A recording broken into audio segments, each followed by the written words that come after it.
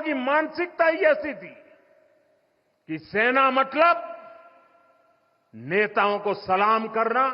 हमारे लिए सेना मतलब 140 करोड़ देशवासियों की आस्था।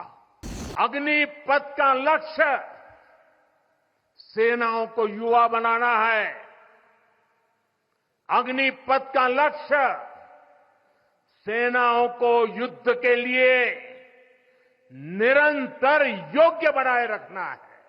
दुर्भाग्य से राष्ट्रीय सुरक्षा से जुड़े इतने संवेदनशील विषय को कुछ लोगों ने राजनीति का विषय बना दिया है। ये वही लोग हैं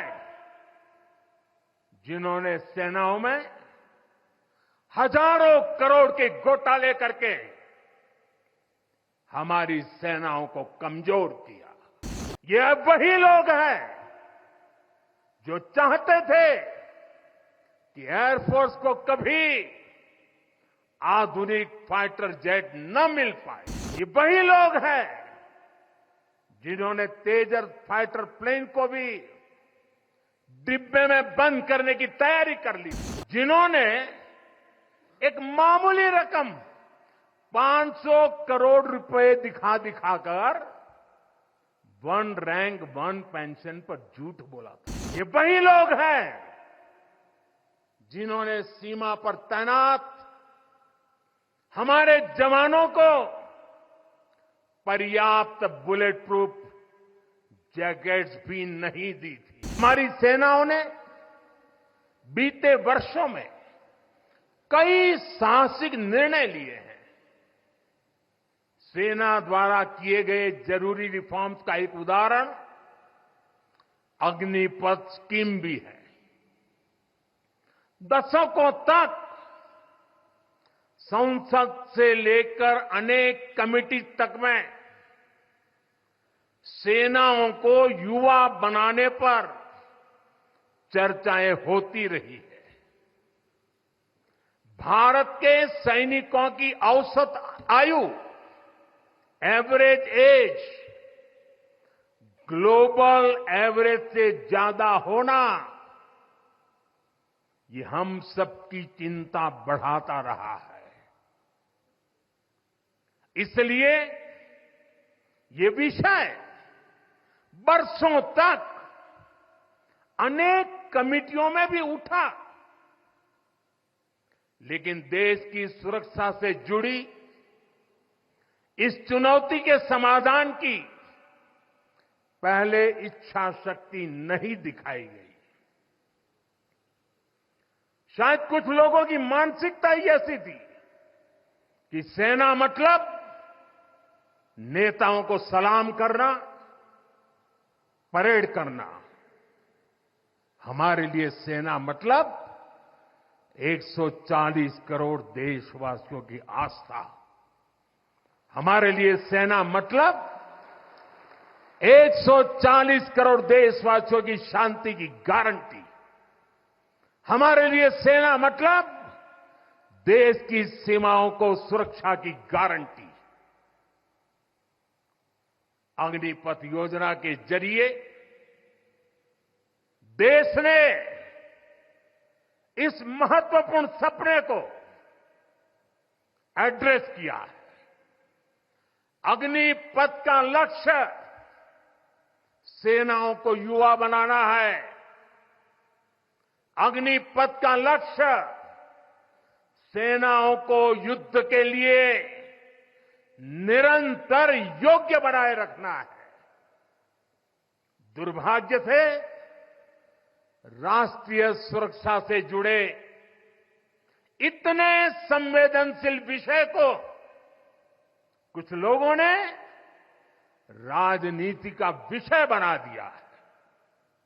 कुछ लोग सेना के इस रिफॉर्म पर भी अपने व्यक्तिगत स्वार्थ में झूठ की राजनीति कर रहे हैं। ये वही लोग हैं जिन्होंने सेनाओं में हजारों करोड़ के घोटाले करके हमारी सेनाओं को कमजोर किया। ये अब वही लोग हैं जो चाहते थे कि एयरफोर्स को कभी आधुनिक फाइटर जेट न मिल पाए। ये वही लोग हैं जिन्होंने तेजस फाइटर प्लेन को भी डिब्बे में बंद करने की तैयारी कर ली थी।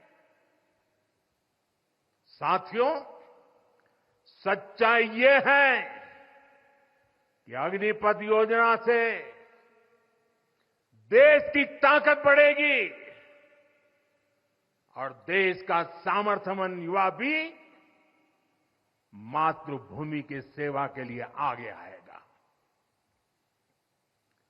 प्राइवेट सेक्टर और पैरामिलिट्री फोर्सेस में भी अग्निवीरों को प्राथमिकता देने की घोषणाएं की है। मैं तो हैरान हूं,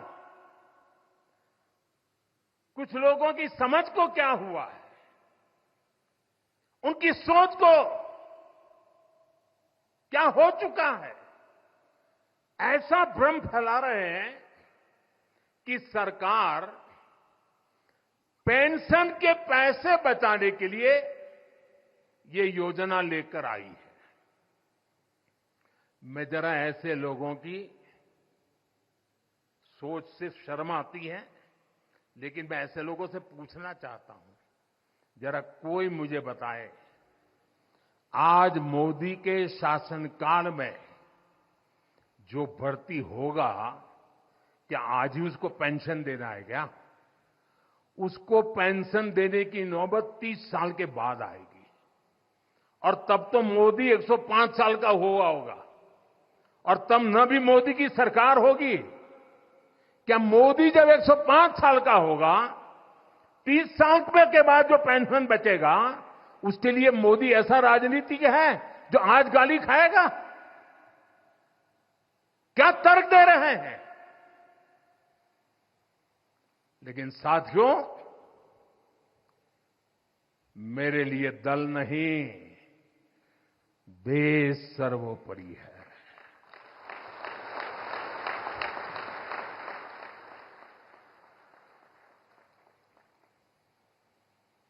और साथियों, मैं आज गर्व से कहना चाहता हूं, सेनाओं द्वारा लिए गए इस फैसले का हमने सम्मान किया है। और जैसा मैंने पहले कहा, हम राजनीति के लिए नहीं, राष्ट्र नीति के लिए काम करते हैं। हमारे लिए राष्ट्र की सुरक्षा सर्वोपरि है। हमारे लिए 140 करोड़ की शांति ये सबसे पहले है। साथियों, जो लोग देश के युवाओं को गुमराह कर रहे हैं, उनका इतिहास साक्षी है कि उन्हें सैनिकों की कोई परवाह नहीं है। ये वही लोग हैं जिन्होंने एक मामूली रकम 500 करोड़ रुपए दिखाकर वन रैंक वन पेंशन पर झूठ बोला था। 500 करोड़। ये हमारी सरकार है जिसने वन रैंक वन पेंशन लागू किया। पूर्व सैनिकों को 1.25 लाख करोड़ रुपए से ज्यादा दिए गए।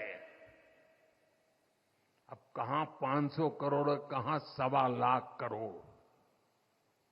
इतना झूठ और देश के जवानों की आंख में धूल झोंकने का पाप। ये वही लोग हैं जिन्होंने आजादी के 7 दशक बाद भी